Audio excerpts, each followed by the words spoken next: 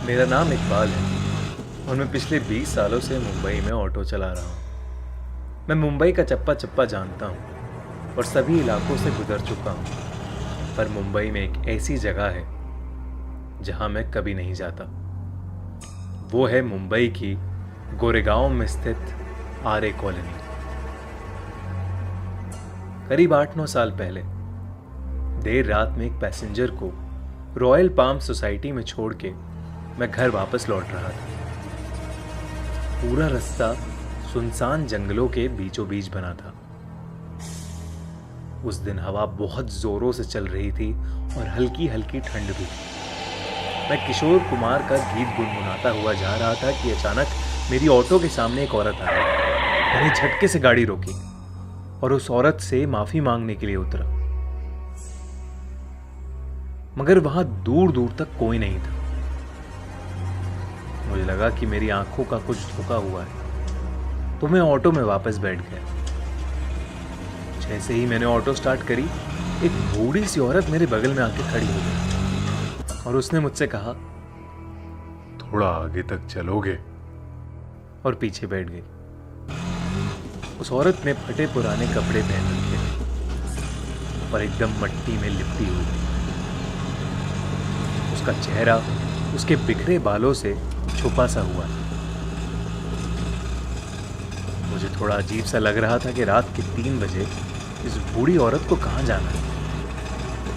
मैंने उससे पूछा, मैडम कहां जाना है आपको? उसने जवाब में कहा, आगे एक शमशान है, बस वहां तक।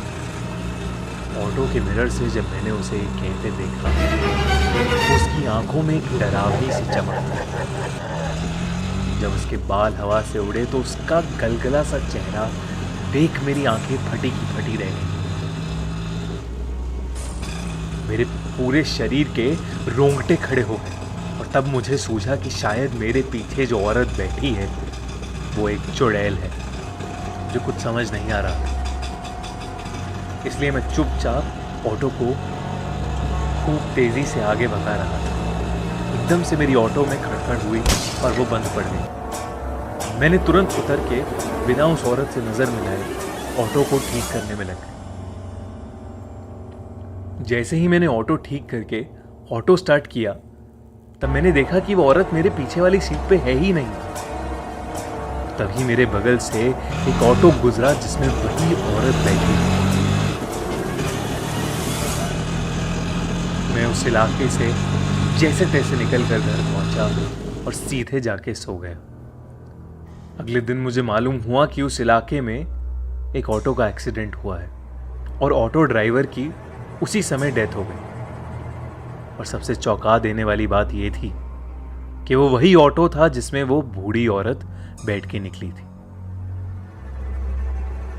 इस किस्से के बाद मैंने कई कहानियां सुनी कि आरे कॉलोनी में ऐसी सफेद साड़ी वाली एक बूढ़ी सी चुड़ैल रहती है।